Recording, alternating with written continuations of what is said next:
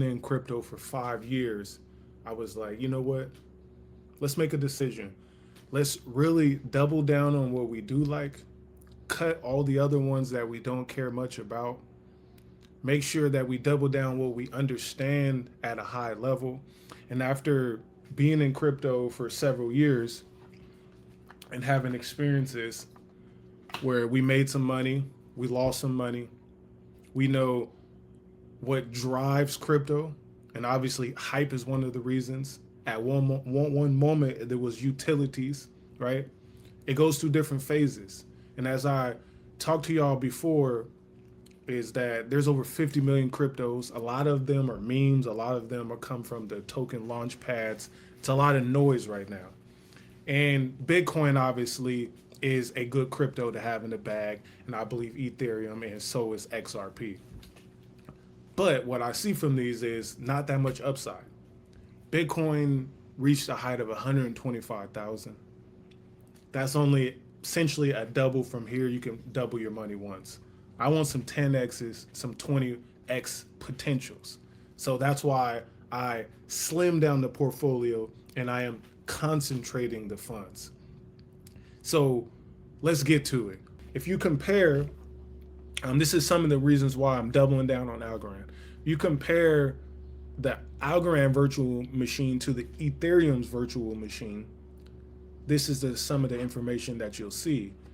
Consensus, proof of stake versus pure proof of stake, and then latency, which is a sub 3 block. So basically Algorand is instant, Ethereum takes time.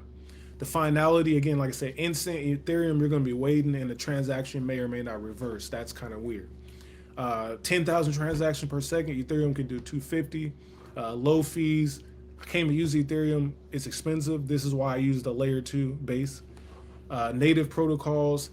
One thing I don't like about Base is when I go to a DeFi, when I go in to use DeFi, you have to essentially, make me a little larger here, you have to click a transaction that says approve, right? You have to approve, and then you can go with your transaction. On Algorand, it all goes through in one way, and I think that's a way better situation.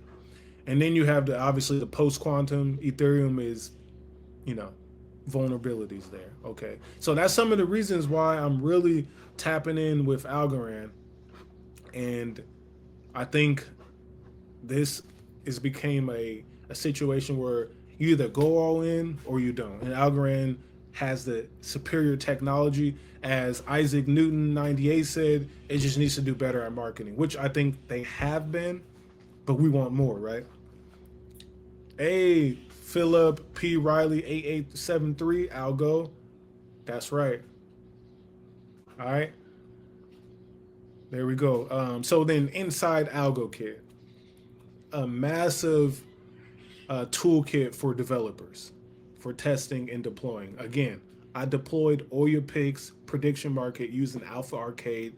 I got different SDKs. I got something else that I'm working on the way because I do believe it's better to build on this platform. We just need more visibility. So we need to be building user-facing platforms that work better on Algorand and bring the volume in. 50% of Bitcoin traded now on spot is on Aerodrome. It makes sense to me. And I want a part of that. Now, there's one more I wanted to show you. Where did it go? So yeah, but anyways, like just sending the value back, like how dividend companies do, right? Sending the value back is why I want to be there. I want to capture the value as well, not just be a trader. I want the value. Locked tokens equals locked in. 50% of Arrow supply is locked. Average lock duration is 3.63 years. 95% of locks are auto max locked, and 480 million has been distributed to voters to date. Enough said. That's what I got for y'all on Aerodrome. And if you ain't seen it, this is the landing page of Aerodrome. The main thing is swapping and liquidity.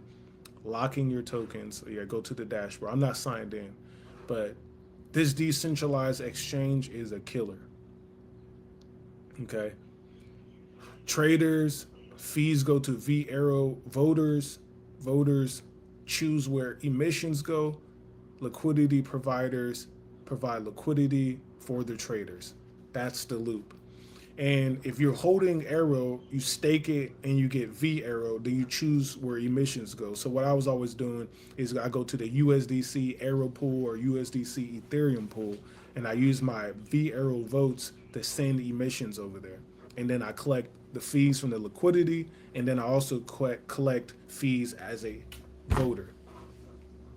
It's a nice money loop for sure.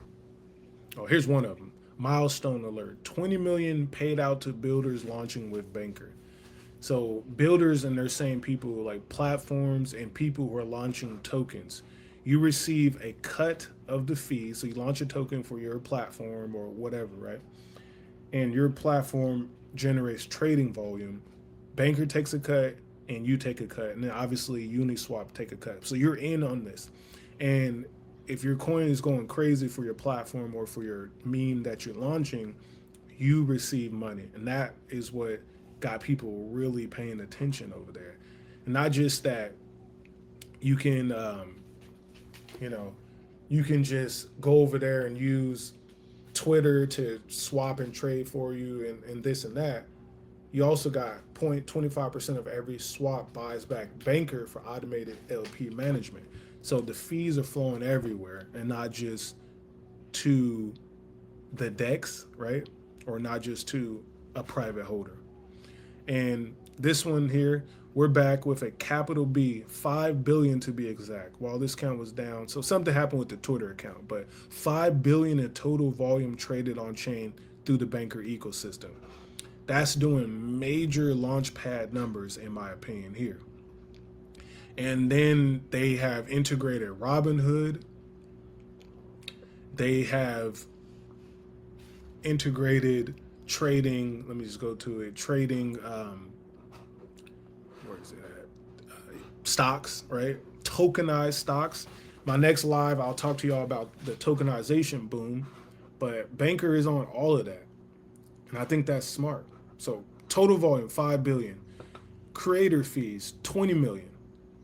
LMM tokens, and this is people running their AI agents. I've definitely tried it on Banker. I do use my own infrastructure for Oya picks, but 73 billion. So trending tokens today. This is Tesla, tokenized GameStop.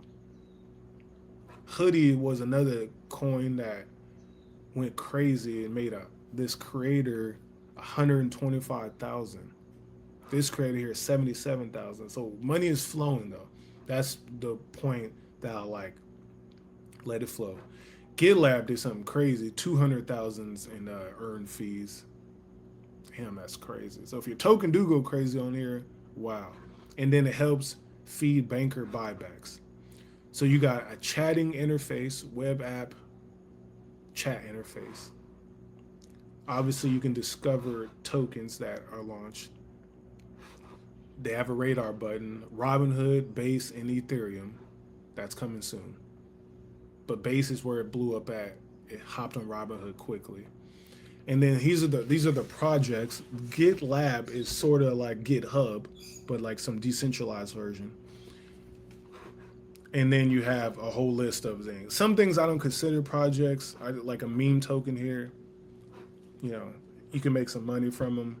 But something, like I said, a GitLab makes more sense to me. Felix makes sense. It's an AI agent that sells AI tools, and the list goes on. But this is all in their system.